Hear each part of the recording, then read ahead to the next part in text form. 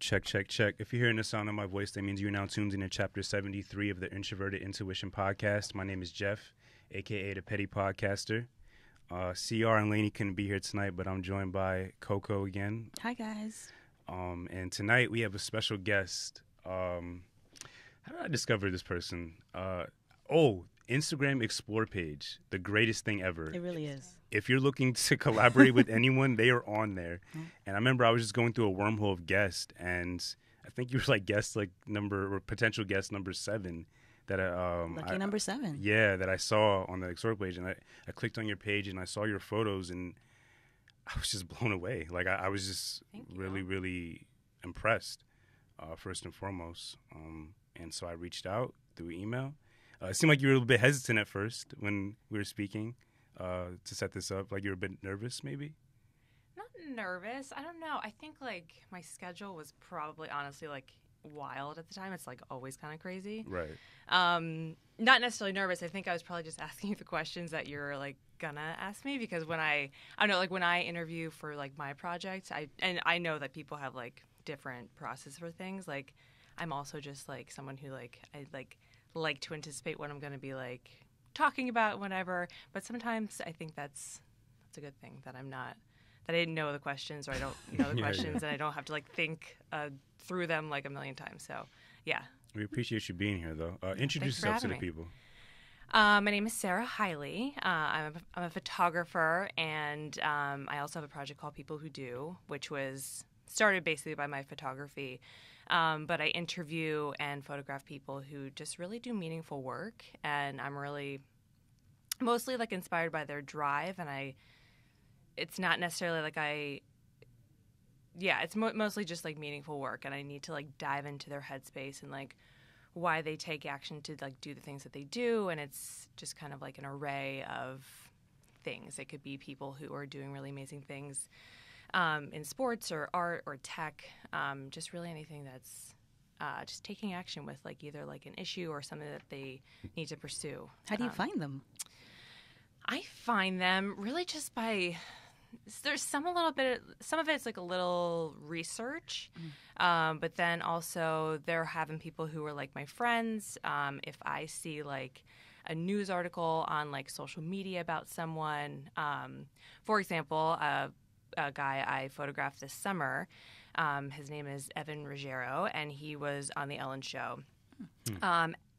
Evan, he lost his right leg from bone cancer, and he was on the Ellen Show, but he was a tap dancer. That's the other thing. And so it was he like lost a vital part of that. So just like him still doing that is just kind of like something that like amazes me. So that's a story that I saw, I believe is on Facebook. And I was just like, I have to interview this guy because he lost his leg and he's literally still just killing it tap dancing, and he's just like such an inspiration. So it could be people I know kind of personally, I just kind of come across, or people who I see their story and I just like reach out, and sometimes people say no, and that's okay, but it's really kind of cool to see the people who will say yes and just want to have that conversation with you. And you were born in New York, right? No, I was born in central Pennsylvania, middle of nowhere, lots of farms. Grateful to be born in that kind of environment, because it's like I think that kind of helped me be a little bit more like down to earth. Not that people who are born in big cities are not, but that's like kind of a quality I got from that area, and just like appreciating like simple things and knowing kind of that environment, but always wanted to be in New York City. Like always, Since you're young. Yeah, like I remember when I was like 10, I would like beg my mom to take me to audition for Broadway, and I think I was like all over the place. So she never did, because I think I was like still exploring, like, do I want to do drama? Do I want to do more hands-on like artwork, like photography? But always would come to see like Broadway shows, and like loved Times Square. Now Times Square is like it's a little wild to go there. A little? Yeah, no, you're not having a smooth commute through Times Square. Yeah. Never. If you live in the city, it's like Times Square you want to avoid. But yeah, I used to be obsessed with the energy and just everything that you can find here. Sorry, go ahead. No, I was going to say, sorry. Favorite Broadway show? Aida. And Really? How my friends, if they listen to this, will laugh at that because people know that that's my favorite Broadway show. We were just talking about it at work. Okay. What's it about? I'm not familiar with. It's the music first is written by Elton John and Tim Rice, so it's amazing music. It is about I believe it's a made up land called like Nubia that it's like a love story between a slave and a prince, I believe it is, and they fall in love. He is supposed to like marry this princess, but he falls in love with Aida, and it's just an amazing story. I mean, the music is like to this day I know every lyric, and I have this one like I think one won a bunch of dance. Tonys, no? Yeah, Yeah. I think so.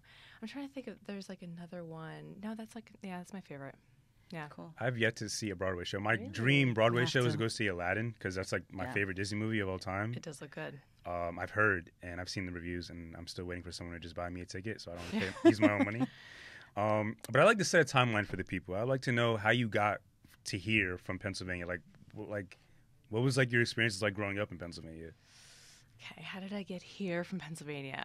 Experiences were very I think normal. Like I played sports, and I then eventually got into video arts in high school. I was always kind of artsy, so did video arts, did drawing and pottery and all that fun stuff. So through video arts class, I got into photography, and it's really wild when I think about it because I knew I loved footage and media in that way, but then when I think back to it, I'm thinking my parents, they bought me a camera, and then it was just kind of done from there. Yeah.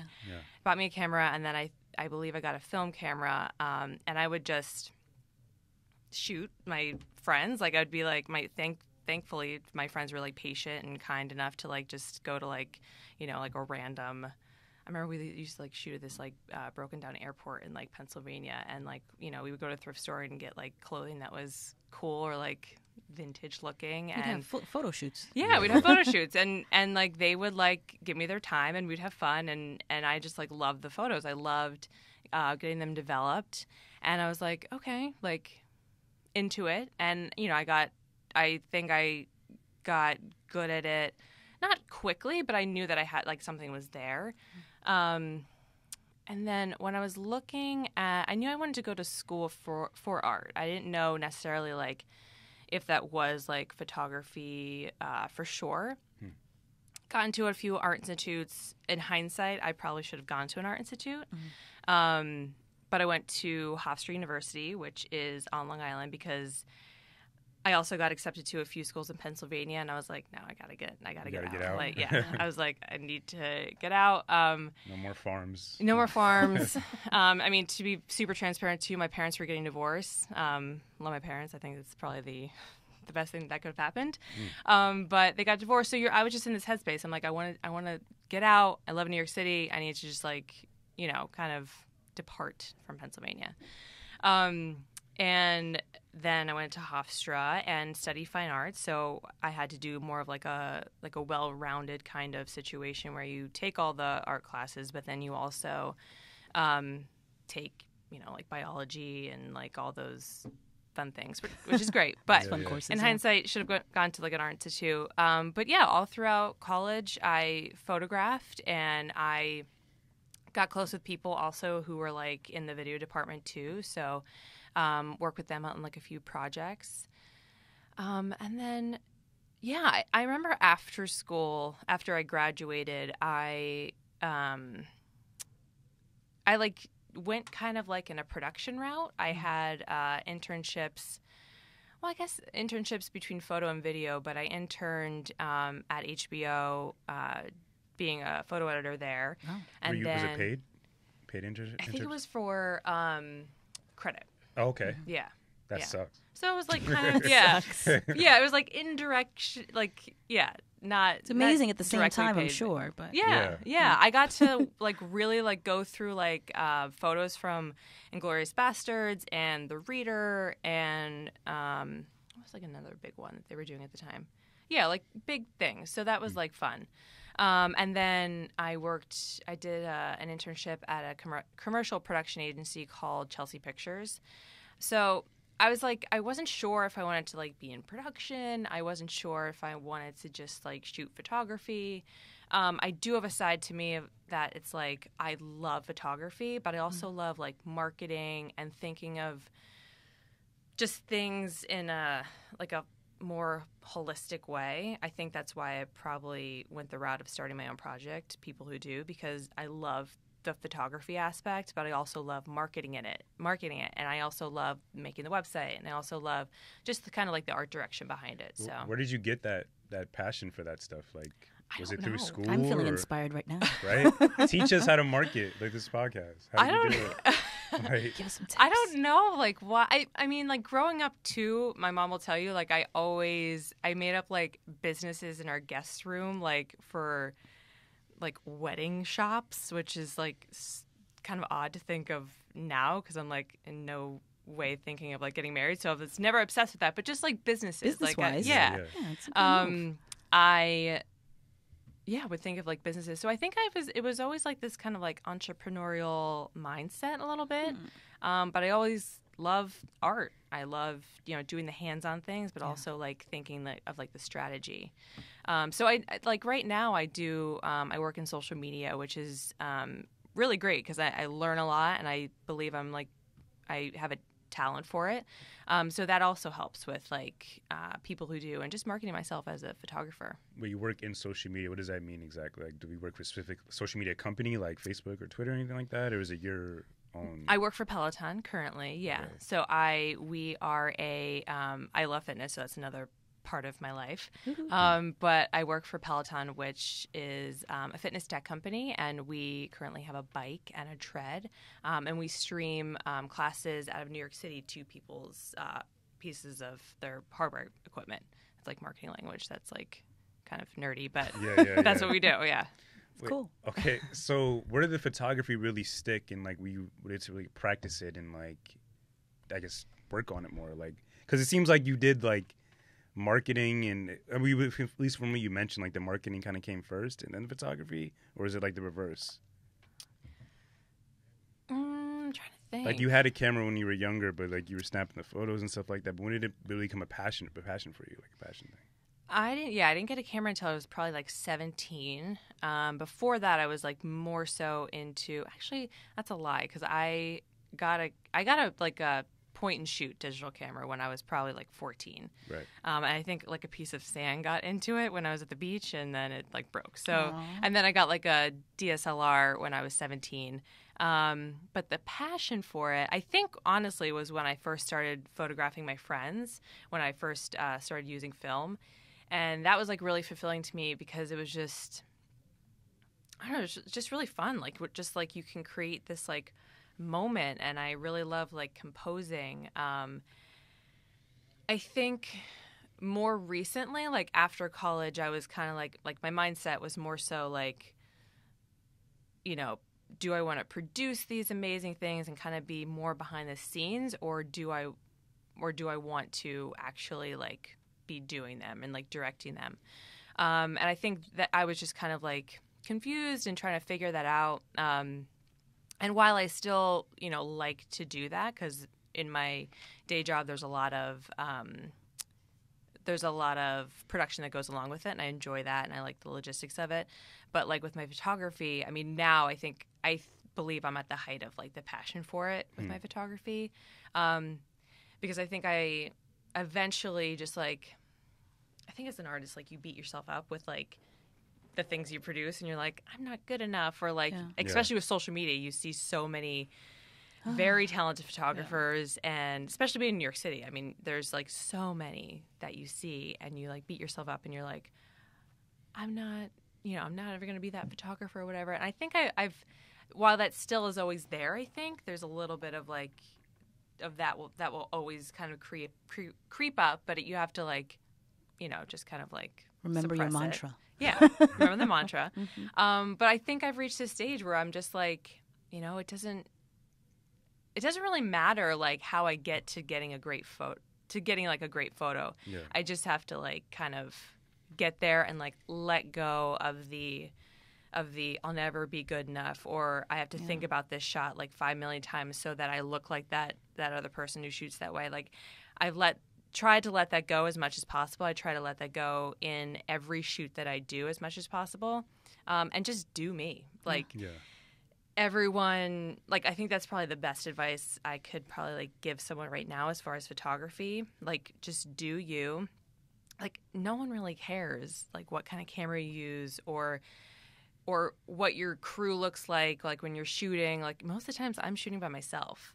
So I think you just have to produce and like just actually do it. Yeah. Just do it, and like you'll always learn along the way. So I think that's why now I'm at the height of like the passion for photography, because I'm really kind of I feel that I'm like getting into the thick of, okay, I'm really happy with the photos I'm producing, and it's like, now how do I get better? Now that I've like tried to like let go of that baggage of like doubting myself and like beating myself up for like, you know, what my photography isn't, right? You know, whatever that means. No, and just kind of like excelling forward.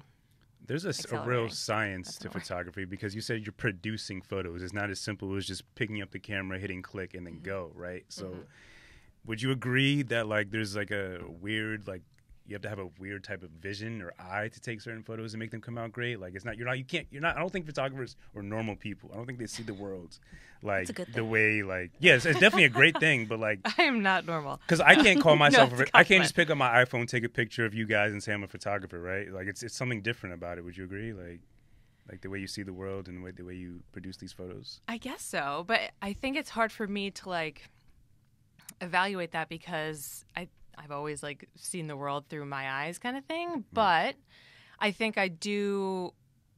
Yeah, I mean, I guess because like even when I'm photographing, like for example, I was just like walking down the street with the one girl I was photographing last weekend, and like I'll just be talking to her, and a few of my friends who I photographed before, they've said that like they just notice that I will just like stop them and like, you know, kind of like just pick up my camera and just tell them like just stay right there. Like I just don't move. So as I'm like like looking at people, I'm like kind of, I guess like naturally like framing up shots. Yeah. And I think like I do think I like have like a compositional eye. But I've never heard that term, but that's a great term. Right. So yeah, I think I guess I do. I like see the world in like a little more of like a different way, more of like in a photo way. I agree. Would you agree the market is kind of oversaturated a bit? Like there's these people just picking up their iPhones with their clear cameras and perfect cameras and so like calling themselves photographers. Like, is that fair? Is that like kind of like fair to you guys who actually put in the work and invest the money into the actual product, the cameras and stuff like that? Yeah, I think the key there, I think the photographers that I really look up to and like aspire to, they're consistent.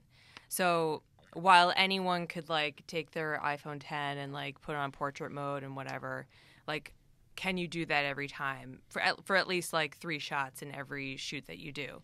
And like the people who might call themselves a photographer and, you know, don't really put too much work into it, I'm not confident that they can show up and like be consistent with their work. And I don't say that in like in a discouraging way or like a mean way, but the people that I really look up to, they're consistent, and you can tell that there was a plan there, and you can tell that there was a relationship there with the person that they're shooting. And there's also so many other things that I notice now going into or looking at a photograph. Like when I see one on Instagram that I love, like it's the lighting and it's the editing and it's the setup and definitely like the composition. Yeah. So yeah, I mean there is a little bit of when I see like hate. A photo where not hate. I don't want to ever hate. Like I'm always encouraging people like just do it. You love photography. Like my photo sucked at one point, you know. Everything gets better with time and like practice, but Definitely. Yeah, I think there's a little bit of like you got to earn a little bit. You got to earn your kind of like level of photography. Gotta earn your cred. But that being said, I encourage anyone to do what they love and what fulfills them, and if photography is that, then keep going. with your iPhone. Right. Thank you. I'll try to make a career out of that one day. Okay. These good filters, that's all. For sure. So would you say, so there's no linear trajectory to any of our crafts, I feel. I mean, Keon is a chef, I'm a podcaster, you're a photographer. There's no linear trajectory. How do you remain focused? Is it because you love it so much each day that you could just wake up no problem and get right to it? Or is there something else that drives you to keep going? Yeah. I whenever I have a successful shoot and when I'm like editing photos and I'm like so excited about like a photo that I took or like a group of photos that I took, like that's like all I need. Like I can get feelings from like photos that I've taken and like really like a really exciting feeling. And that's really like all I need. That being said, like by no means I don't want to shoot every time I have a shoot planned. And that's just like the honest truth. But you just gotta like, for me, it's like I think it's so similar to like other patterns in life. Like if you just gotta keep showing up. That being said, you also need to like know when you need to like take a break. Like if I'm shooting like too many weekends in a row and I just know that I need a weekend to chill and like kind of like refocus my mind, that's okay. But I think if you keep showing up, then that just like encourages just the forward momentum that you need. So yeah, it's not every time do I feel like so like inspired to shoot, but just that when you have like a really great shoot, like for example, like this past weekend, I didn't really like, not that I wasn't prepared for the shoot, I just kind of like, I didn't necessarily like think too much about it before I went into it. Maybe that was a good thing because I always like to try to plan, as you know, with the questions. Swinged it. Yeah. So yeah, I just went into it and I never met this girl before and she was like lovely and she's a super talented musician and has like such a great personality and we just like vibed. Like she was just great. Like she knew exactly what to do and the energy was amazing and like. And then I got the photos, and like when I'm editing them, and I get so excited about photos, and that's all I need. Like that excitement. Like to be honest, too, like I didn't get paid for the shoot. I didn't. It was just kind of a very organic collaboration, and I love that. Like I love that. Like I know that I'm doing what I love because like this is just totally like organic and like. Nothing has to do with money. It was just all about like creating photos and like just getting that feeling of excitement from photos that I created. It just keeps me going and keeps me like focused. That's so beautiful because like I don't get paid a single dollar to do this podcast. I'm paying dollars to do this podcast, right? Exactly, right? Yeah. But I just love it so much. Having met so many amazing people while doing it, it's just like Coco, like Keon, like Matt, like, and yourself. Like it's just fun to wake up every day and know you're doing something that you enjoy. Like. Definitely. But you were talking about excitement prior to you coming on and you arriving to the studio. Coco and I were talking about nervousness, and I was explaining to her like I was really nervous to come for you like tonight to do this interview for some reason. I don't know. Before every interview, I'm nervous. I hope I don't make you nervous. No, it's not you personally. Okay. I guess it's just that I get in my own head about my performance. I want to excel and I want to impress. Right? Totally. Do you ever get nervous before shoots? Or anything you do, like you talked about sometimes you don't necessarily want to shoot, but you know you. Yeah, I think it's like if I'm ever nervous for a shoot, I probably really want to do it, and I'm probably nervous because there's so much pressure. If I ever photograph like people who I really admire and I'm like trying to get better at this, just like. Chilling out and like being myself during the shoot. I guess I just get nervous if there's like a big personality that if it's someone who I've like never met before. I'm trying to get better at that. I'm trying to like just like calm the nerves and like remember that like I know what I'm doing and I've done this before. So yeah, I certainly get nervous, but that's something I'm like trying to work on. But even, I mean, for example, for like people who do, I try to like pitch like bigger names here and there of who I really want to photograph because that's like an exercise to me to like put myself in that situation. Like I'm almost like forcing myself to go in that situation because I'm like, I need to get over this. Like I need to know that like I know what I'm doing, and I just have to. I mean, a lot of photography is like owning kind of like the space and like directing, and also having that other person trust you. I think like a nervousness then comes in like, oh, what if I don't, create this moment with the person that I like envision it might be like, or what if The like things that might not happen. yeah, what if the person thinks I'm crazy for asking them to like look a certain way? But I just have to like I kind of like said before, you just have to do you. And the thing is like, Can't go wrong with that. yeah, people are going to like love to photograph with you, or people are not going to like to photograph with you, and that's okay. Like you're not going to be everyone's like cup of tea in general or as a photographer. What do you do to make the people you're shooting feel comfortable? Because they may come in even more nervous than you are. Do you like give them a pep talk or? Yeah, like I usually tell people that I'm very weird, so they can feel free to feel weird as well. I try to be myself as much as possible. To make the other person like feel comfortable and feel as if that they can really open up. And I photograph people who, maybe have never done a photo shoot before. So that's a little bit more of like finessing and like really working with them. But it's really kind of an honor at the end of those shoots that I can really tell that people open up and like people are able to like be themselves. And then I have photographed people who are like professional models and just know what they're doing. But whichever situation, like you're always creating a relationship and you're always creating a collaboration. So like, it's key. It's key that like you just have to create that and like make the other person feel comfortable. I mean, quite literally, I like to ask the person if they're okay, if they need a break, if they need music or whatnot.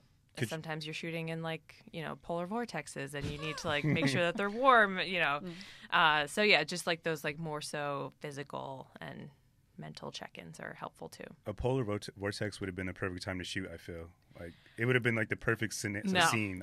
No, just kidding.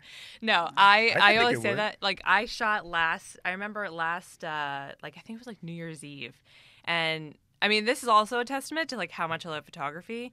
And also how grateful I am for the people who shoot with me. I was shooting this one girl, Danielle, and she's amazing. I love her. We were shooting in Williamsburg, and it was so cold. Like, and she was such like a trooper. But I don't wear gloves when I photograph. I don't know why. Sounds painful. Don't tell my mom because she would not like that. But I was like, this is it. My left thumb is now frostbitten, and I'm going to be a photographer without a left thumb. And your mom's going to be so mad. Yeah. That's the worst part about it all. Your mom. But no, it's hard shooting the cold. But that's how you know you love it when you're out. I feel like you have the power to make me photogenic, honestly. Like, oh, good. Okay. I don't feel like I'm photogenic at all. I hate taking promo pictures for the podcast. What would you say to someone like me? It's like I have zero confidence going into the shoot. I think I'm like the most ugliest person in the photo. What would you say to me? Incorrect. No. Well, I would. But yeah, I'm trying to think. You're really putting her on the spot, by the way. Just want good. This is what happened if no, it's good. These are good. These are important questions. What would I tell you? I mean, I think people have different levels of confidence, and like I certainly try to understand that going into a photo shoot. So I think my go-to if someone feels like super uncomfortable is just try to be funny. I mean, even if I'm not, like I can certainly be like very corny. So I'll try to make the person like laugh or just kind of like maybe have a conversation, because I think like going into a photo shoot like cold is like also very hard. So if I know that like the person really needs to chill for a second or talk something out. Certainly I've photographed people who are like not super confident with taking photos, or they're insecure for whatever reason. So I think with, those people, I tend to like just have a conversation and like first off, because like a person's they're not gonna open up if you don't kind of like establish some kind of like relationship. But yeah, I think like other than that, I just try to like, I really like to believe, and I could be totally wrong, that like people have that little thing in them that like they know they're great, or like their ego's in there somewhere. For sure. So I just try to like tell people to like exercise that, and that's really hard to do, like in front of someone you don't know, like as comfortable as the other person may make you feel, but you just gotta like pull that out. Be confident, I guess. Yeah, right? It might take 2 hours. It might take 48 hours. I might like say, hey, let's shoot next year. Like, come back to me like when you kind of like find that. But it's in there, I think. I'm working on that. I don't know how to pose in cameras either. I feel like I do the same pose like every photo. So I don't know where to look at the photo, at the person taking the photo. Like, so I'm working on it. I'll get better as time goes on.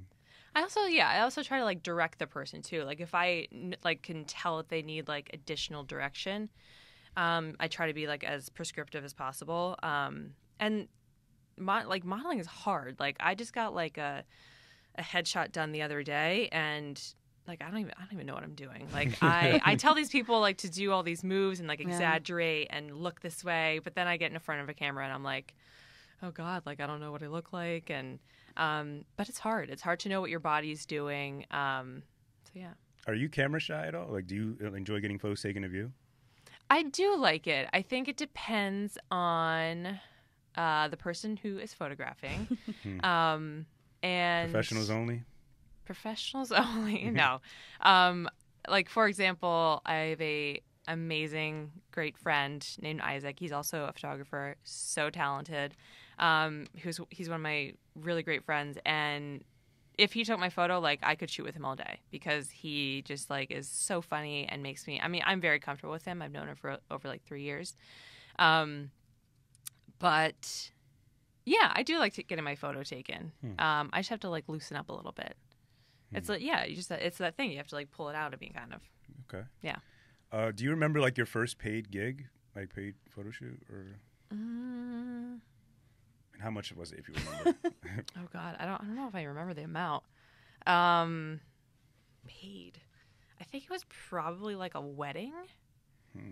Probably a wedding, because I think I was still in college. I can't even tell you the amount. It probably wasn't enough, to be honest. Like knowing, not know what you know now, yeah, like knowing like what like kind of like rates should be now, and that's another part of like photography, like knowing kind of like what you're worth and like standing behind that.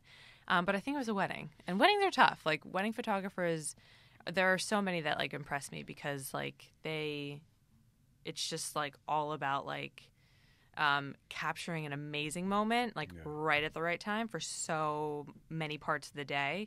So yeah, it was a wedding gig, I think. Those moments at weddings, like those will last forever. Like those people will take those with them forever. So those photos have to be perfect. Yeah. To them at least, right? Yeah, so much pressure. What's the ratio between unpaid and paid gigs?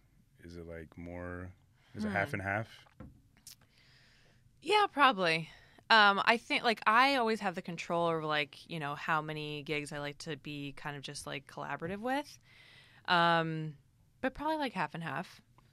But really if I feel like shooting, like that could be more, but I try to be like as conscious of my time as possible. 'Cause then also like it's like if I do a lot of like kind of things that are just like collaborations, like then that also like eats up my time for like editing, for like gigs that are paid and stuff like that. Gotcha. Yeah. How long is the editing process for like one shoot? Like hours on end, days? Depends on how many final photos there are. But and also depends on like what kind of shot it is. So if it's a headshot, like there might be a little bit more retouching that goes into it. I don't like to retouch my photos like super like too much. I veer more towards the kind of like side of natural, because I like that. But depends on what you're doing with the photo. Like if you're doing like major kind of like compositing, or like I don't know, you have to fix lighting, or you have to fix the background. Like that could be hours. I don't even know what compositing even means. It's like if you're kind of like molding like two things together, melding or molding. I don't know what word. I might have just made that up, but it's just what kind of when you're like putting things together or you're like trying to like touch up a background. Those things can take some time. Have you ever had a client that was just like, I don't want to say, I guess obsessed is the wrong word, but just very fixated on having a particular end product, and it was just, a lot of work to get there, like any difficult clients, essentially? Yeah. Sometimes like I'll get people who and I think if it's photos of themselves, like they're way more kind of like alert as far as what they're looking at and how they want it to look. So yeah, definitely. Like, and don't have to name names. Yeah, no, I won't do that. But not too many difficult people, which I like, because not that I. Yes, it's nice that like you don't. People aren't difficult. Yeah, people are difficult, but I do appreciate people who want things in a particular way.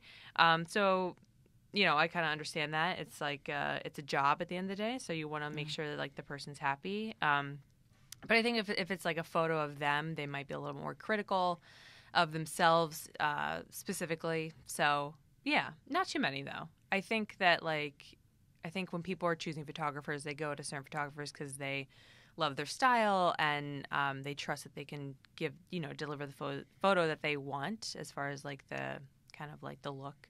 So not too many. What about you? Like, are you hard on your own photos? Like, what's your cutting room floor look like? Oh God, I am. I mean, that's another thing I'm trying to like work on. Just like doing me and like letting go of like beating myself up or thinking that like I have to like shoot like the person that I then see on my Instagram feed, like when I'm editing and I go on Instagram and I see a photo that I love. Because matter of fact, I mean, they might be doing the same thing with like me or like another photographer. But yeah, I can get like harsh on my photos. Especially if I have like a bad shoot. If I'm just shooting and I'm like not into it, I probably won't shoot my best that day. I think I'm getting also better at like knowing when, if it's a paid thing, like I have to show up because I committed to that, and like that was my commitment. But if it's something that's more collaborative, like if I need to like move it because I'm just not feeling it that day, like I'm like, I have to do that because it's gonna be worth it to like reschedule and shoot at a time where I'm gonna be in like a really, better space. A better space. Yeah. That being said, like I try not to be like, okay, I have to be in this perfect mood to shoot, because that's not gonna happen. Every time I have a shoot, but yeah. Do you prefer like a certain setting or time of day when you shoot, like to qualify to get you into a good mood, or is it just whenever you wake up and how you feel that morning how it will be for the day? Some of it's like has to do with like logistics. So if I have a studio booked, like that's when I have to like go there. But it's usually in the afternoon, because usually I like to get like a workout in the morning. Because if I shoot on weekends, I can just like get it in the morning, and then kind of just get into the headspace and like really like prep myself, and then in the afternoon shoot. But if I have to shoot at night for whatever reason, like I can shoot at night. I'm more focused in the morning, afternoon, which makes sense. That's very interesting. In the morning, afternoon, I'm still tired. Like I come more alive at nighttime. You're a night owl. Literally, yeah. So am I. I'm kind of like a night owl too. Like if I get past like 11 p.m., I could be a night owl. You seem adaptable though. You seem like a morning person. I am a morning person and a night owl. You can, walk the line. Yeah, I do walk the line sometimes. Although I have been trying to like get to bed by 10 p.m., which is like life changing. How do you do that? I need some advice. I just like I make it. It was one of my goals this year, because like last year in like December, November, I was just like, I gotta get more sleep. Like, because at 3 p.m. I'm like yawning and I hate it. I'm like, it took me 30 years, but I realized like I'm a person who needs a lot of sleep at night. So, but I also love to like wake up in the morning. Like I love to get up early and just like when it's just kind of calm still and it's quiet and I'm focused. I do love waking up early. I just gotta get out of bed and then make it so I don't get back in. Yeah. It's the concept. I love the concept, but to actually do it Something different. It's hard. Yeah, It's hard in the winter. I respect it. I'm not waking up past until before 12 p.m. I'm not for sure. So do you ever like, you're heavily on social media, right? You work with a company that's work with social media. Do you deal with any feedback, like any like negative feedback on any of your work at times? Like, do you see any trolls in the comments or Not just on hating? my like personal Instagram. I mentioned you guys before. I did a video with Mike and Uber last summer, and that went on social media. And that was part of an ad, so it got lots of exposure. So then lots of comments, and there were people who, I mean, only like a few, which was kind of refreshing because like there's certainly other places where you can see so many social media trolls. But like, yeah, just like a few people talking about like how I only compose my photos with the person in the center, or like how I shouldn't call myself a photographer because I guess he only saw like 3 photos that I've ever done. And I guess coincidentally people were in the center of the photos. So I was like, that's great. And then like another guy said something else, but it's just kind of like, I think if you know in your gut that like you love what you do and you love what you're producing, it's just like, you know, you read those and you laugh. You're like, okay, like obviously you need to work on like something that's going on emotionally. Like that's very transparent to me. But I wish you all the best. Like, thank you for your comment. Talk to you later. Yeah. Or not. Yeah. But like, I mean, that's where social media trolls kind of like come up, right? Like they'll never have a conversation with you in person. They'll never like kind of have the courage to do that, I don't think. But on, you know, behind a screen and a keyboard, sure, they'll tell you everything that they feel. I much rather you tell me in person. Like, at least give me that respect. But yeah, not too many trolls. Just a lot of people encouraging, which I really appreciate. I hope that continues for you, because the Thank you. one negative comment I get is how I do the intro, right? So some days they'll be like, oh, he's too monotone. Oh, he's too loud. I'm just like, what do you want from me, people? Like, let me work on it. Let me get better at it. And it's like they're really taking the time out of their day to leave a negative comment. So I think that's interesting. Yeah. Also about something so trivial. Yeah. Still listening. Yeah, right. Yeah, exactly. They're listening. Still listening. Yeah. I asked them, like, where's their podcast that they record, you know? Like, exactly. Yeah. What are you going to do? I'm like really framing myself as a hater, right? I'm not a hater. You sure? I'm not. There's no one you hate at all or hated on in the past? Hate is such a strong word. Disliked on? Sure. Like, I think there's like people I've not gotten along with, and that's okay. Like that's okay. But like, I try to like, I get to a place of like, I don't really, you know, I truly like wish people all the best. Like, you have to do something really messed up to me for me to like really kind of like write you off and not like you. But you're a good person. Thank you. I guess I'm kind of a worse person because I hate people who don't support me, like who support my passion or like what I'm working on. I hear that. Yeah, that's like, especially if you're my friend, right? Like if you don't supporting me at all, and it's like, what do I really need you for? If you see I love this and you don't even care, I don't understand that. So I mean, quite frankly, I wouldn't call those people friends anymore, and that's okay. Oh, I don't. Yeah, I told my therapist recently. I was just like, you know, I feel like I'm like kind of editing people out of my life, and that might seem like no mercy kind of mentality, but it's actually like, she's like, no, that happens. Like that's okay. Like I'm not gonna, you know, friendships aren't gonna sustain like 30 years, and that's okay. But I truly just like wish people all the best. Like, if you don't like me, okay. If we kind of have something that like went on, like, or a situation, that's okay. If you don't support me with what I'm doing, then do you. I'm going to do me, and I'm going to like have all these other people who like truly show me through action that they support me and that they love me. And we will go on with our lives. I'm so glad you mentioned therapy, because before we started recording, you asked me like why I created this show, right?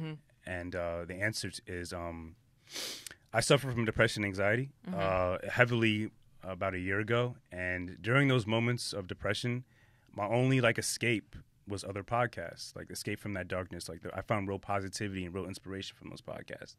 And then when I got to a moment of peace and I was able to focus again, that's when I studied and learned how to edit audio and where to get the best equipment.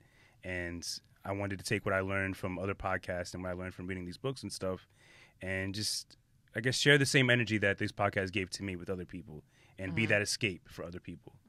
And you mentioned therapy. Have you suffered from depression at all in any? I haven't, thankfully. I mean, not that I know of. But I mean, I imagine if you do, like you kind of like know it. Yeah. But I've gone through stuff in my past. I mean, I told you guys before, like my parents got divorced, and my brother actually passed away 6 years ago suddenly. So there's just, and then on top of that, it's just life, right? Like life and like managing and maneuvering through relationships and things in your job and things in your personal life. So I haven't, but I think that therapy is amazing. And it's certainly like a journey. And I think that like there's such like a stereotype around therapy that like it shouldn't be talked about, or, you know, it's like there's something that's really going wrong, like you're having like a breakdown. And that's not true. Like I think therapy, like you got to talk to people who have an unbiased opinion, and you have to just kind of like talk it out. And it's so funny too in therapy, like I'll be talking about it like a situation, and it just takes me to like verbalize something to kind of like be like, oh, what did I just say? Like, oh, that happened. And so it just kind of like puts things into perspective a little bit more, and just gives you like a sounding board for how to just get through life. Life is tough. Yeah. Life is not easy. Once you start saying things in your head out loud and you actually listen to what's really on your mind, it sounds completely different and sometimes stupid. Yeah. Like it would stress you out. Yeah. Or like something that you maybe like have brushed off, and then you say it out loud and you're like, oh shit, like this is what that's happened. Like I feel like it's usually things that we're not trying to face at the time. Because then when we say it out loud, we're like, oh yeah, I kind of knew that. Yeah. But, yeah. And I'll be like explaining a situation to my therapist, of whom I love, and I tell everyone I go to. She'll be like, oh no, like this is what you were experiencing. Not that she's telling me like what I necessarily like should be experiencing or what the situation is, but she'll like kind of put it in perspective for me when I might have been brushing up a situation. She's like, no, that's truly like kind of like what it is. Yeah. If that makes sense. It does. Have you experienced any depression, Coco? At all? Yeah. I mean, I had personal loss, and you know, just like I'm sure everybody does. My mom had passed away a few years ago, but it was hospice care at home. So it was very slow and drawn out. So, and then it was getting over that, and then kind of coming out of the realization that when I was younger, she was abusive to me. She was physically and emotionally abusive to me. So I mourned her, and then had to mourn that. So that was, and then when I would tell friends, oh yeah, my mom, and their response would be, well, wasn't that a few years ago? And it's just like, you know, you tell somebody that's not what you want to hear. It's like, wait, I'm trying to get something out. And so that just made me close up even more. So, but yeah, I mean, and then like you said, life on top of, you know, work and frustration and, you know, doing what you want and not getting there. And it's a lot sometimes. I think you may not have experienced depression as much as I guess we have, is because you're doing something that you love. You have that escape, like, and you love it, right? So you manage to avoid the pitfalls of depression because you're doing something you love, I feel, in my opinion. Yeah. Yeah. I mean, and I'm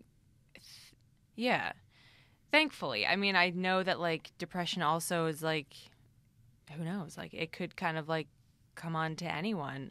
But certainly, yes, like photography is such an outlet. I think that's another like kind of like reason why like I started People Who Do. It's like, just do stuff, you know, like do stuff that like fulfills you, because I firmly believe that like if you are fulfilled, like whatever it is, like if you like walk dogs and you are like the like best dog over walker. the moon about walking dogs, like live your life. Like if you are a garbage man or woman and you want to, that just kind of like, that is your thing, and you love like collecting It's a good garbage. paying job, by the way. Like I remember, so I've heard. Yeah, they actually like, do. They do. I just like, I remember like I had a principal in high school, and he used that same kind of like reference. Like he's like, I don't care if you're like a, you know, garbage man or woman, but just be like the best one in the business kind of thing. And so going off of that, it's like whatever you do, just like I just love people who just like love what they do, like they're obsessed with it, right. And that they lose their right leg from bone cancer and they're still tap dancing on the Ellen show and just like living their life. And a lot of people who I interview and a lot of people who are doing these things is like they keep doing these things that they love and fulfill them, and they don't stop because they love it so much, and eventually they get to a space where that's what they're doing full time if they're not already. So I think a lot of like just doing what you love and like forgetting everything else is like a lot of how I just kind of like stay afloat or stay positive and just keep that like forward momentum. I really hope that continues for you, honestly. Thank you. Where did you get the idea to start interviewing people? Like, was it through the process of meeting people with photography? You got the idea to talk to these people and learn about them more? Yeah, like I guess whenever I photograph, it's that relationship thing. Like I always have conversations with people about what they're doing, because chances are if I'm photographing someone, they are interesting to me in some way, or they have something much kind of like bigger than just that, like just those photos kind of. So I would just talk to people about what they do, and then people who do like the interview portion and like the photos really kind of was inspired like after my brother passed away. It was inspired by that and kind of like fulfilling your life, doing something that fulfills you and living your life, taking advantage of it. Like every day you wake up. And then also it was just seeing people honestly like complaining on social media about things that they like either hated or were annoyed about. I'm like, do something about it. Like, I'm one of those people every day. No, I don't believe that. Yes. No, and certainly like complaining is like it's a part of the human experience, right? Like you're not always going to be happy about something, but like I'm always like, take action, like do something about it. Like I don't believe you. I don't believe that you're that passionate about something unless you like kind of do it, right? Like I kind of go back to like, if I'm thirsty, I'm passionate about getting water. I'm going to drink water, you know? It's like just taking those actions. Like that's just like a very basic example. So yeah, then long story short, or long story long, I kind of doing the interview portion is like, I just want to like talk to people about things that they're doing and things that are interesting and like meaningful things that they are taking action on, and I want to photograph them because also another component of that was just like I want to share this out. There's so much like garbage that's shared on social media about things that people are angry about or things that annoy people, and I'm like, I want to like share things. I want to celebrate people who are seeing a problem or overcoming some kind of adversity, and I want to celebrate that and I want to promote that. And I want that to kind of like be my contribution to social media and the interwebs. I'm glad these social media does exist because these conversations are unavoidable, like discrimination between man and woman in the workplace or in the world in general. But I do think there's some negative drawbacks to social media as well because like everyone has an opinion and everyone has access to this network of social Twitter, Instagram, all that, and I think that's like not a good thing for most people, honestly. I'm not sure if you would agree with that. The drawbacks like social media that I see and that I don't really appreciate is that like it could be so fake sometimes. Like the accounts that I follow, I try to follow accounts that are like they kind of like are very real or as real as you can get on social media. Right. So that's the thing that I don't really like too much because I think that can also like if you just have a feed of people who don't look like you or they don't really necessarily like live a lifestyle that's authentic or they give you this kind of like notion that you are not enough within yourself. Like I don't think that that's like necessarily healthy, and I think a lot of accounts are set up to look that way, to look pretty so that they get a lot of followers and then eventually money.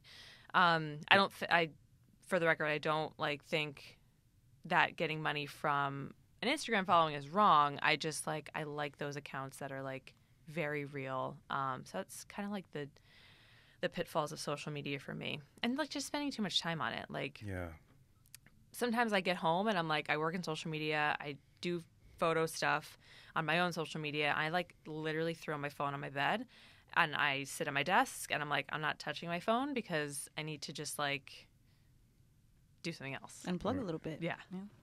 There's something about going viral, though. It is kind of a bit of a rush. I went viral one time on Twitter. I tweeted some random dumb shit and at like 3 a.m. and it just went off. Yeah. And it was kind of exciting to see the numbers go up and get that attention. But after that, I had to check myself. It was like, okay, that was cool. Like, what's next, right? And then I kind of found myself just saying like some stuff just to get that same rush again. And I think that's kind of really corny, but I can understand why people would want that attention, because most of these people may not get the attention in their own lives, like from their family or their friends. So I see both sides to it, but at the end of the day, I think social media is kind of a more dangerous place nowadays. It is, and I think it's like the the immediate kind of like acknowledgement, or like, you know, getting like a like or several likes or whatever, like a share. That's great and everything, but I think that can't be your only or top way of feeling fulfilled. Right. Like, what does that translate to? What do the likes translate to exactly? Right. Like, if you like have authentic relationships outside of like social media, not to say that people who are on there with like large followings don't, but like I think that those real relationships and those real things that you get fulfillment from should take priority over engagement rates or, you know, like comments or whatever. Yeah. Always. I think, man, I'm like really torn with social media. When I see the president tweeting stuff that's going on in the Oval Office from his Twitter account, I'm just like, okay, where am I at right now? What planet am I really on? Is he still president and he's not out yet? No, I mean, it's like I want him out in due course, because I don't want Pence. I want him out in due course. That's all I'm going to say. Are you guys in tune with politics at all? Like, do you follow like the news cycles as much? A little bit, yeah. But it's too much BS recently. I can't. It's a circus. Have you noticed like a shift in, I guess, the country, or at least the world around you, like around like people? Have you noticed any changes? Yeah, like it's kind of wild. There are people who, I mean, I'm from a pretty conservative part of Pennsylvania. I am not conservative, and so like there are some people who voted for Trump, and it's like kind of that I know and who I've grown up with, and don't get me started. I know. Don't get me like started. I'm like, do we have like 4 more hours? It's odd. It's just odd to me, and I think kind of going back on social media, it's like, I don't know. I think they see this stuff on social media that is actually like literally like fake news, and people. I mean, I just think that like the people who voted for Trump back home, if they would just like really read into like the real like nitty gritty of like what's actually going on and like what's being affected, like I don't think that they would like necessarily like agree with what's happening, right? Like, I don't know. It's crazy. It's just crazy to see that shift, especially after like Obama. Missed that. The dreams Trump has sold these people, like that those dreams mean more than anything to those people. So they think like these promises that he's made them are going to come about soon, and that's why they ride with him, I feel, in my opinion. Ride or die. Yeah, die, please. Don't say that. Oh my God. I mean, yeah. I don't understand it. I mean, quite frankly, I don't really think Donald Trump really cares about anyone but himself, maybe. And there's tons of like inside operations that are going on, things that are like, you know, kind of like coming out like here and there now. Right. It's just wild. I don't know. Like, I just remember like the night of the election, like no one thought that was going to happen. Then it did. And it was just like, I mean, going into like kind of like the whole female aspect of it, and like how a female who is so qualified and actually has like policy experience and actually has political experience and like has plans of action and strategy, and, you know, is not, and actually has things to say that like are substantial and like not just kind of like, you know, Twitter rants and like excerpts from like, I don't know, just stupid stuff. It's just it blows my mind. Right. Yeah. Yeah, it's a crazy country we live in. I mean, every other week you see another actor or someone getting accused of sexual assault. I mean, thank God for the Me Too movement, right? Like, who was the first? Rose McGowan started, I believe, with Harvey, was that she one who I think initiated she was it? involved initially in the beginning. I Right, I honestly think- forget the name of the woman who started Me Too. I don't think she was necessarily a celebrity. No, she wasn't. I think it was just started on social media. Oh wow. And she. I think it she started used like in the late '90s. No, I forget. Or- Yeah. it was a long time ago. I know that. Wow, that Before long the ago? Me Too movement actually came about, I think it was about 10 years in the making Okay. from when it started, like really gaining traction on social media. Supposedly, I don't have my facts with me. Don't quote me now. I know I don't have the facts either, but Well, we'll look it up. Yes. After. Do your research. Yeah. Damn it. I'm so glad that it's happening though. Have you noticed like are you dating at all? Right? I date here and there. I'm very like kind of like purposeful with my time, which I like. So if I go on a bad date, I get really mad because I'm like, oh, that was a waste. That was a waste. Learning Right, experience. I was like, Learn that's a what you waste don't of like like. my time. Yeah. I'm sitting there. I'm probably like bored and trying to be like, look engaged. I was just curious if And- you've seen both sides of the behavior, like the toxic and the positive, with men or women, whoever you choose to date. I'm not sure. What do you mean by that? Like, what do I mean by that? I don't know, like, what do you mean? like I feel the all these sexual assaults and this power trip that these guys get on, they're ignited from their behavior, right? Like it started at home, and they don't really learn any better as they get older, and they don't know how to treat a woman. So I was curious, in your experience of dating, have you met men who just didn't get it at all? Like they don't know how to treat a woman, they don't know how to court a woman, they don't know how to respect a woman. Yeah, certainly. Without a doubt, no. Probably like earlier on when I used to date, I think I always had like a good kind of like gauge as far as like, okay, I think I can guess that you're like a decent human being. Thank God I've never been in a situation where someone was like awful and like totally disrespectful. Right. But I've certainly heard stories, and it's just like insane, like the amount of like power that someone thinks they have. But I mean, then again, it just comes from like that to me. It just is like they are insecure about something. They've been taught that way. But I have definitely seen kind of like a shift in maybe men being like more careful or more aware of like how they're acting just in general. Like maybe like you're at a workout class. I remember this one guy, it was right in kind of like the height of the Me Too movement. I think we were getting off like a cycling bike, and he like accidentally like bumped me, and he was like so apologetic. And I was like, it's okay, like it's fine, nothing's gonna happen, because you just like bumped me, like it was like a normal like human thing.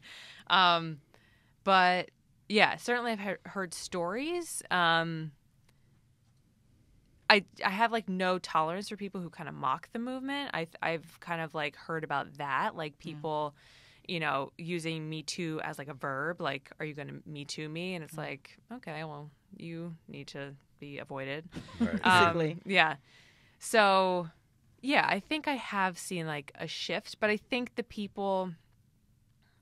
it truly needs to kind of like be taught from a young age. Like those things need to be kind of like instilled in someone, because I think, and there can also be like shades of gray in this, but like if you see that movement and like totally like are aware of like how these things are so inappropriate, like I think you probably have been raised that way, right? To like acknowledge that, and kind of you have learned that already, Yeah.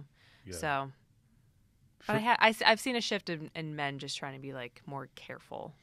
I was raised the right way, but I definitely had to check myself, because I feel like I've been guilty of like, I guess, what's it called, gaslighting. I think I've been accused of that. I definitely have had to do some self-reflection, I feel. Okay. Just to make sure I'm not doing anything wrong, right? Yeah. And I've had friends who are stuck in that behavior, and I've really had to get rid of them, because it's just really, it's toxic. It's really disgusting at the end of the day. It's like, if you don't know better, you'll never learn better. So Yeah. That's true. I just hope things get better from here, honestly, if it will. Stay positive. Yeah. Stay I positive, think right? I think it definitely is something that can open up people's eyes, like if they are able to do that self-reflection, which I think is so smart, like to like really look at themselves and be like, oh, am I doing anything that like might be like a microaggression, or like I'm offending this person in a small way, or I'm acting, I'm discriminating in kind of like a small way that might not be obvious, but it's there. So I think like hearing these stories and just like hearing what women have gone through, like I think that's important because people sometimes don't believe it. Yeah. They don't believe that like these things actually happen to like human beings, and there's this like discrimination and manipulation that actually happens to people. So I think just putting it out there is good. I've heard people say because the frequency, the amount of that come each week, these new stories, I feel like people think it's just, someone's just trying to come up and get a check. And it's just like, no, like these are really happening. They finally have the confidence to speak about this, right? Exactly. We have to listen. Yeah. And it's not easy to talk about that stuff, right? Sure. Like, no one wants to talk about when they were, assaulted or whatever the case was. Like, that's like scary stuff, and I don't think you'll ever understand that if you don't go through it, or if you can't just like sit with yourself and actually think about how hard that might be. Right. Emotional wounds. Yeah. Hardest to heal. Yeah. Speaking on self-reflection, though, going into 2019, did you have to do some self-reflection, like anything you wanted to change about yourself? Yeah, like I definitely set goals, and I think part of that has to do, like, self-reflection is like a step in that. So just kind of seeing like what I was doing before and what might not be working, and also just kind of like being realistic about the things I need to like change or shift or modify. I actually usually do those things around my birthday.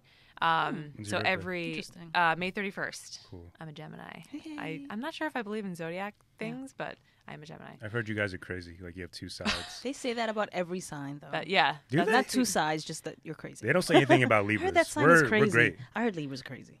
I'm crazy? They say that about every sign, I told you. I heard Libras think that they're always great, so. No, I have no confidence at all. I'm kidding. I actually have no idea. I forget what Libras. Do your research. We're great. Okay. Libras are great. And Geminis are great. They will tell you that. Hey, yeah, that's true. So I do that around my birthday. And yeah, I just self-reflect. I usually, around my birthday too, I try to say, okay, what am I like proud that I accomplished this year? Is there something that I've like really like kind of like worked through or like felt that I like made a shift in?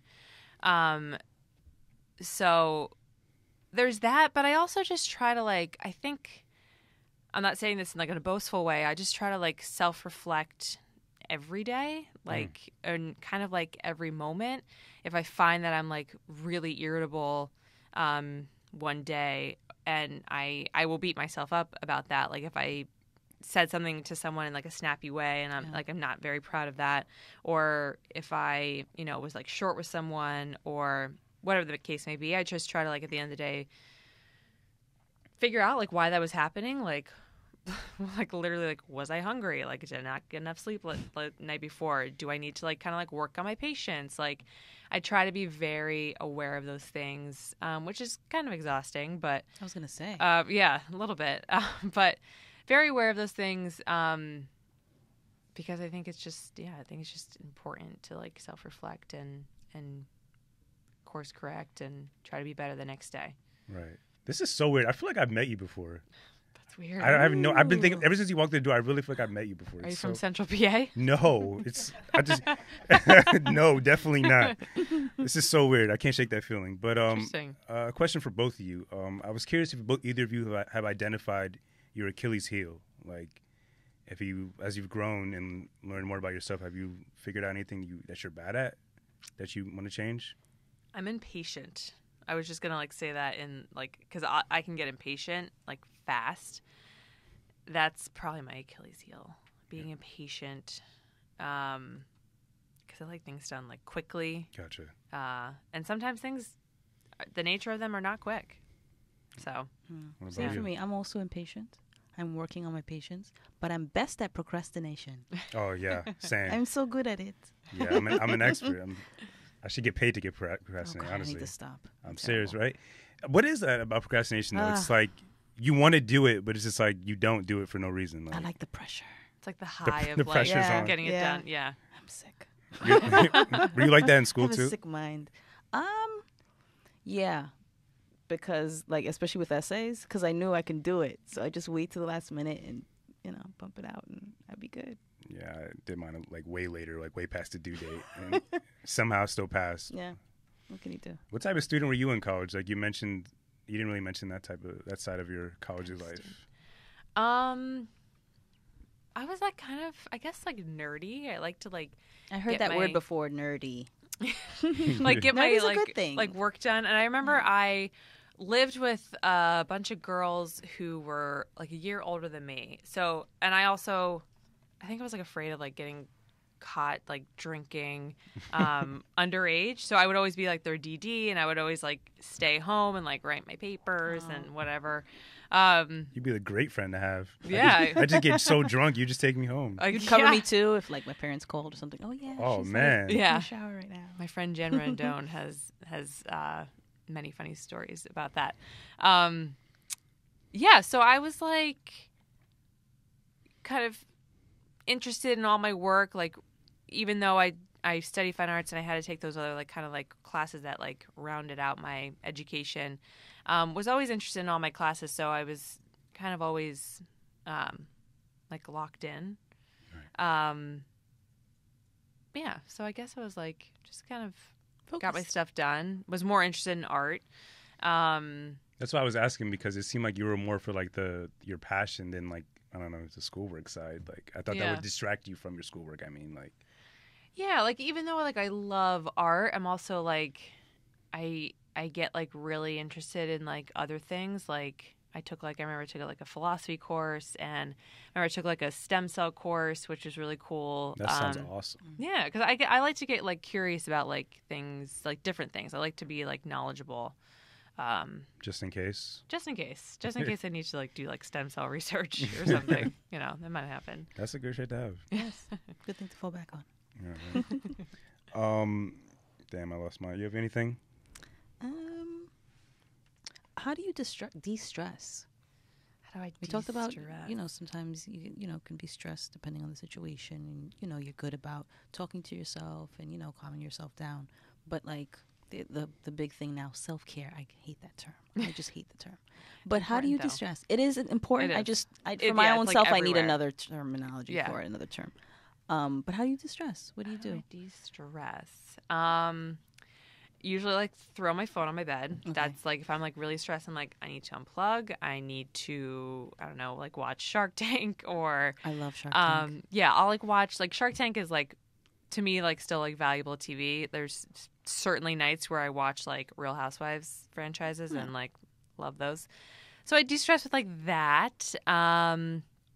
Me and my friends Isaac and Owen. I mentioned Isaac before. And Owen is his wonderful boyfriend. We go to the movies. We have this like fake like movie club. Oh, cool. And they're like amazing. Like I love them so much. So they always make me laugh. So we go to the movies. The actual movie theater. Yeah. Not streaming at home. Nope. Cool. I mean, sometimes I do, but like we just kind of like make dates. I mean, just like go see new movies. I respect it. Yeah. I love going to the movies. Yeah. Even though the ticket prices like cost you like an arm and a leg. I still love it. Yeah.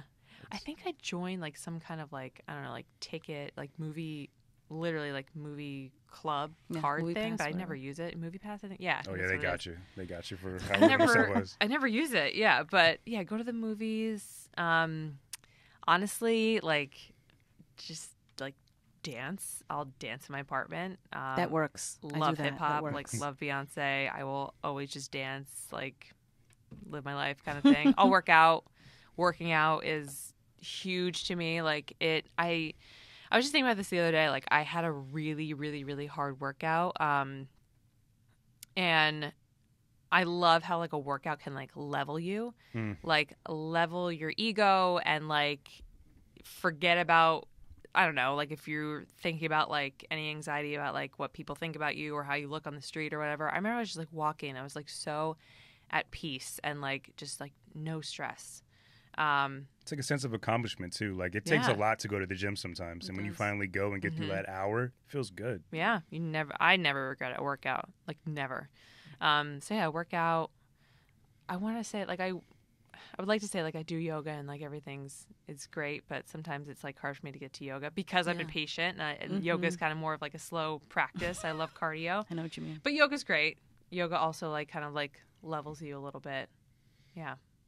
I want to get into your music choices though. Like, do you have a favorite album or artist? You mentioned Beyonce. I feel like unanimously everyone loves Beyonce, but love that woman. Do you have a favorite album? I would like to be your tour photographer if you're listening. Put it out there. that is honestly my dream. I tell everyone, I'm like, if she like DM'd me or emailed me today or whatever, her assistant manager, and was like, do you want to come on tour with us and photograph for free? I'm like, yeah, sign me up. I'm gone. Who would deny that? Like, I don't know, but I love her. But Beyonce, recently I'm listening to Maggie Rogers is awesome. I love J. Cole. He's probably one of my favorite rappers because I think. Are you a J. Cole fan? He is not. Continue.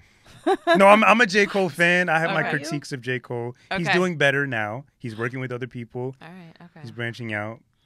I love him because I think he is. I gravitate towards people who are like amazing performers, and I think he can execute. Yes. He's an amazing performer, and I appreciate the things that he actually raps about are meaningful. Like I think that they're meaningful, and it's poetry. Like the lines are put together, and it's just he can get a point across so poetically, and also it can also just be an awesome hip hop song.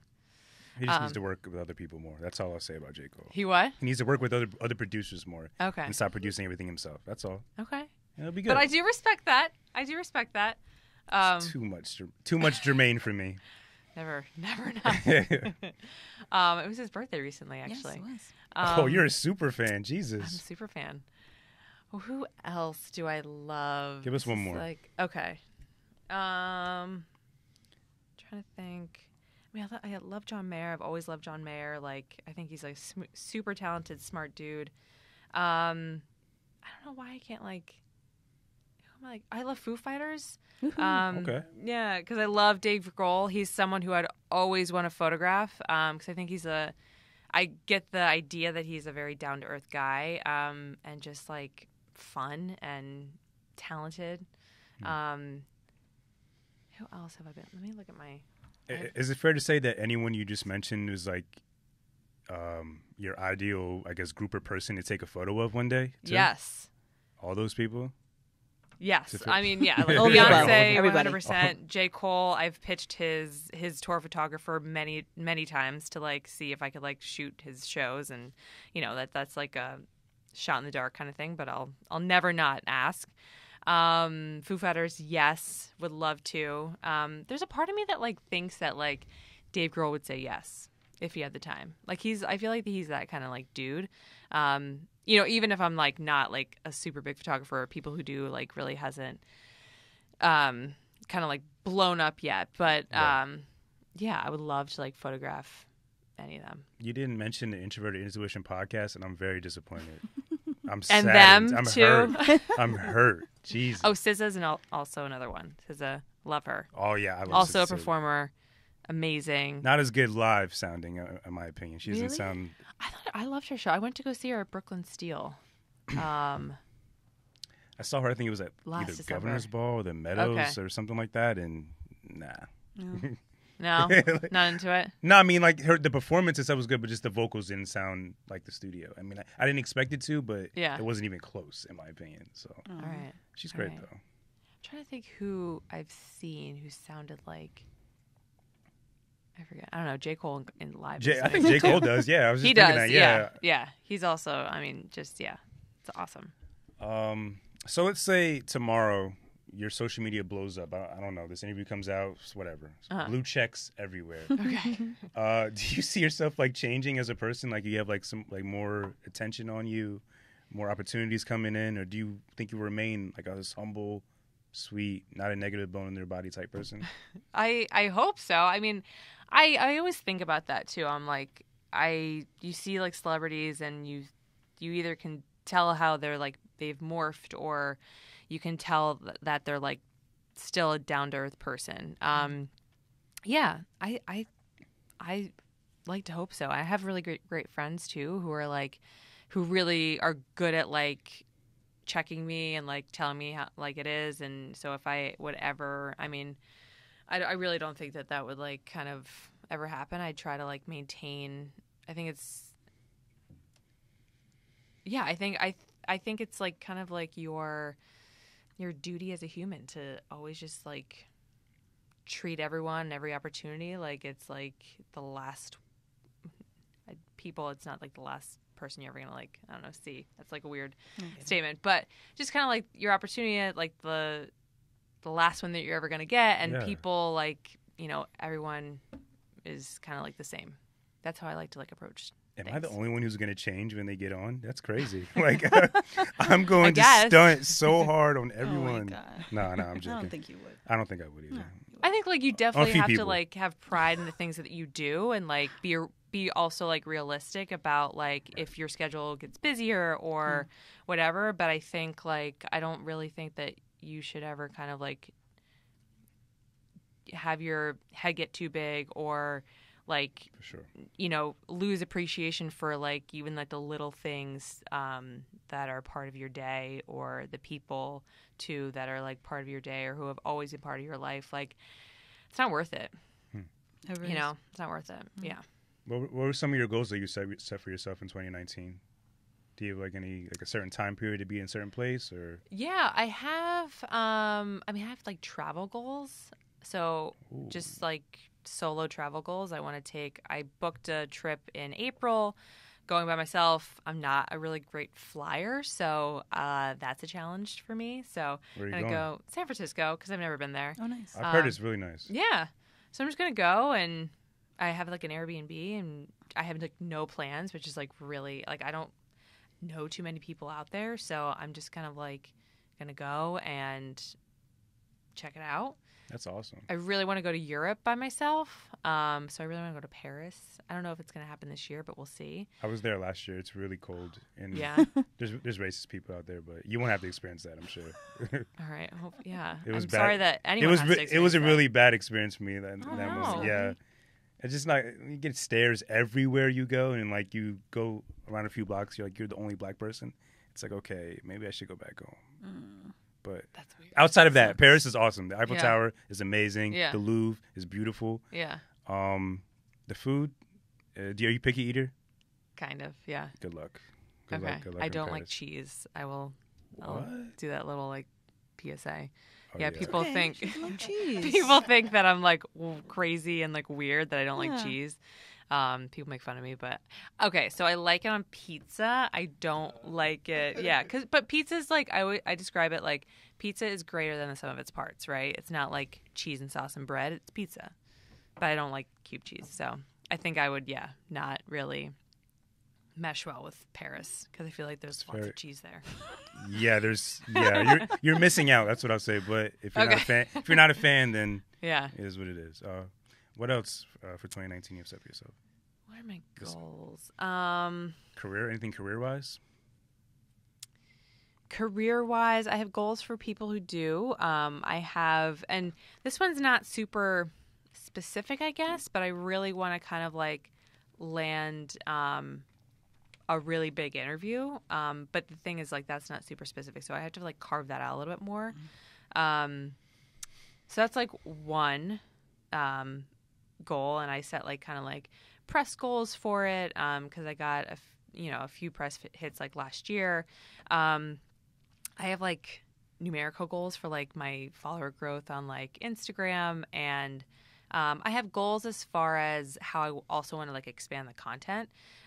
So I would love to do like podcast portion of it, like kind of like take only for like a few kind of like sets of the interviews. I would love to do video. You're in the right place right now, currently, Great. try to set that up. Yeah. But I also would love to like revamp the website. I'm kind of like in the works of that now. But also then I'm like, I have to realize I'm only one person, and that's another thing. I'm also looking into like getting someone who can help me out with like content development and like just like putting the stories together. So yeah, kind of like career goals there. Are you mainly work alone? Yeah. Oh, that's Yeah, it's kind of just, it's like a one-woman show right now. Same. Sometimes I have like assistants, but kind of like feeling the space out to like get someone to help me. But that's hard too, because like you're asking someone to really kind of commit to something that's still in a very kind of like small stage. Yeah. But like coming along for the ride, and you have to find someone who's just as passionate about it as you are, and that's difficult. So sometimes I'm just like discouraged because I'm like, I don't know if I'll ever find someone who's like that passionate unless I'm able to like pay them substantially. It's unfortunate people won't do anything without a check attached to it. Yeah, I know. It's hard. Yeah, it's really. I mean, I find myself doing that sometimes too. I mean, I've gotten moments of wanting to stop this because I didn't see any growth right away, right? But you just have to be patient and love it, and it'll come. Yeah, those are a few of my goals. I have like, I'm trying to envision my like sheet that I have, but I forget what it says because I sectioned them out with like financial goals and personal goals, and then like career. I think one was like wellness goals that I have. It was a really helpful kind of like list setup. And then I have another page where it's like, okay, here are my like, I have at the top, it's like, if you couldn't fail at anything, what would you do in 2019? And then it's like in 6 months and in 12 months. So I wrote them out. Yeah. Jen Atkin, I follow her on Instagram. She's like a hairstylist for like Kim Kardashian. Mm-hmm. And it was like a great goals list. Like it was super practical. So I stole that from her. But I forget what I was going to say. I find it interesting that how people transition to a new year and like how they like document their goals, right? Because I feel like for me personally, going into each year previously, I would have all these different goals, right? And then like if I didn't achieve even one, I would just get so bummed out and just like maybe I should just quit that. But going into this year, I narrowed it down to 3 specific goals. So now I feel like more of a focused plan, and I planned out each individual step to get there. Mm-hmm. So strategy. I guess, sounds like a good strategy. Yeah, I guess what I'm trying to say is like, do you feel like any pressure having all these different goals, and like if you can't achieve them all, like will you be deterred in any way by that, or will you just keep going?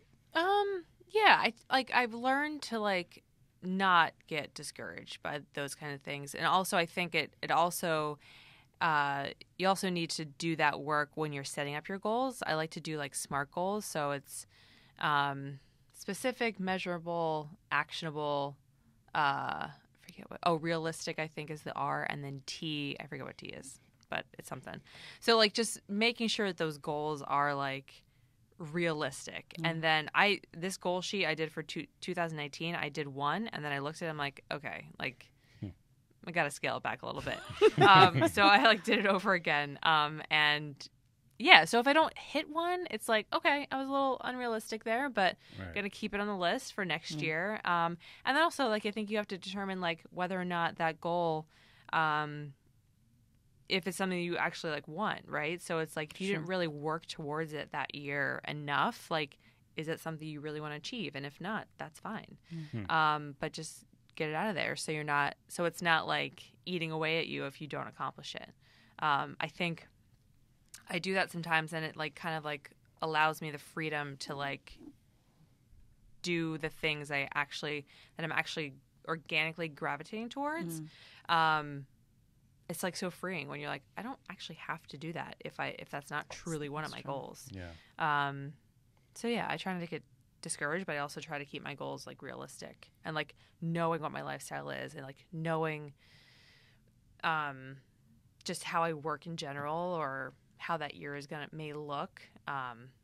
Just making sure they're realistic so you don't beat yourself up. Interesting. Well, I hope you achieve all those goals, honestly. Thank you. I think it sounds like you have a lot, but I hope I do too. We'll see. January. Did January feel long to anybody else? I read online today that January felt like a whole year already, and it really has. Yeah, I feel like I experienced so much in 31 days. Yeah. Well, January I think is like so slow. It's like it's cold, it's slow, and then but February's here. The cold. February's here. Yeah, Valentine's tomorrow. Day. Yeah. Is in 13 days. It is. Any special plans, ladies, for Valentine's Day? No, I'm probably just gonna like, I don't know, like get a massage or like have like Galentine's Day with like Galentine's Yeah. Day? I think that's the route Galentine's. I'm You going. heard that right. Yeah, I think that's the route I'm going. Yeah, I have like a few friends who would like definitely love to like participate in that, but yeah, I don't know. I don't really like. I wonder what the guy version of Galentine's Day would be. Like, what do we call that? Broentine's Day. Broentine's Day? Yeah. Something like that. Would it be weird for a group of guys to hang out on Valentine's Day? Like, No. No. Do you? That's what I say. Like, live I your don't life. think my friends would be cool with that, but Ask them. I'll suggest it to Ask them, I them guess. and let See me what know happens, if they partake in that. They will probably not. They'll probably just ignore me, honestly. So we have a segment on this podcast. We're about to get out of here. It's called Don't Sleep, right? So everyone behind the microphone will just recommend something to the audience that they shouldn't sleep on, whether it be a certain food, a certain product they may have experienced, or just anything they believe, right? For me this week, I didn't really think about this too hard, but I think people shouldn't sleep on the process, right? Sometimes people like you get impatient, right? I do. We when things don't just fall into our laps immediately, we sometimes get frustrated and end up just quitting altogether and not being as passionate about it anymore. But I definitely think people shouldn't sleep on the process of life, because things will come to you when the universe is ready for it to give it to you, honestly. So I think people should just practice being patient and just believe that things will work out. Yeah. I like it. Do you have anything people shouldn't sleep on, Coco? Well, I was talking with my daughter about this the other day, and it was about trusting your gut. She and I always talk about different situations, socially that we've been in, things, with her friends and interactions, and something will come up, and she'll tell me, "Gosh, Mom, I've had that feeling, but I pushed it down, and I don't know why." And I told her, I said, we can't ignore our gut instincts, because 9 times out of 10 we usually come back to it, and that first instinct we had was what we should have relied on. So that's what I say. Don't sleep on your gut instincts. They usually they point you in the right direction. That's a bar. Dang. How old's your daughter? She's old. She's 23. Okay. I was gonna say, I was like, if she's younger, I'm like, that's an amazing Yeah, we thing we for go her deep to, sometimes. Yeah. Sometimes it's very superficial. Like, what was on it's TV? so great that you but most of yeah. the time, it's we like to have like deep conversations. We try to, at least. When I can It's get a important. hold of her, she's in and out all the time. Yeah. Call your Imagine, mother. Yeah. Jesus. Yeah. If listening. you're like 23, Goodness. I probably didn't like call my mom as often as I should have. What do I not sleep on? One kind of like phrase that's kind of like been popping up for me, and it's kind of always a phrase that I think about, is like, don't cry about the call, look to the next play. I forget who says that. But I love it, because it's like, I think it's speaks to kind of like that actionable like feeling, like, so the don't sleep is kind of like, don't sleep or dwell on the thing that went wrong. Just kind of like look towards how you can like Look forward to like what you can do to change it, or what you need to do to like move forward. Right. I think, like, don't sleep on like don't dwell or sleep. I don't even know if am I answering this like You're doing segment it perfect. correct? Yeah. Okay, all right. Yeah. You're making it your own. Yeah, like on what went wrong, like figure it out. Like if it like kind of means something to you, like figure out what's the next play for you. Like what are you going to do to like just keep like the energy moving forward? You gotta get that on a t-shirt and start selling that. Where can people find you on social media? Shout out your ads. It'll be in the bio of the podcast, but if you want to just say it now. So personal is at Sarah Hiley, so SaraHaile. People who do is _ people who do _ I still need to get that like official handle. Someone in like London has it, so I gotta talk to Instagram about that. And then my photography website is www.sarahhiley, Sarah with no H, .co, and then people who do is www.peoplewhodo.co. Gotcha. Sarah, Yeah. thank you so much for coming. Thank I hope you you for being enjoyed here. yourself. Yes, I So love much these fun. conversations. I could have these conversations forever. So yes, thank you for having me. Definitely always have a seat on this podcast. Hopefully, if you look into doing podcasting yourself, you could look into using Gotham Podcast Studio Totally. as your outlet for that. It's always a good idea. Coco, you want to shout out your social media? Coco _ RYLEE. That's COCO _ RYLEE. And that's Instagram. As always, listeners, you'll never get my personal Instagram because what's private is private. So you can follow us on Instagram at Introverted Intuition Pod. And wherever you indulge in this podcast, whether it be Spotify, Apple Music, SoundCloud, wherever, please utilize that rating system because definitely seeing that feedback is motivating to keep going. And I like hearing from you guys. So, yeah, thank you. Thank you for listening. Thank you. Thanks, everyone. Good night.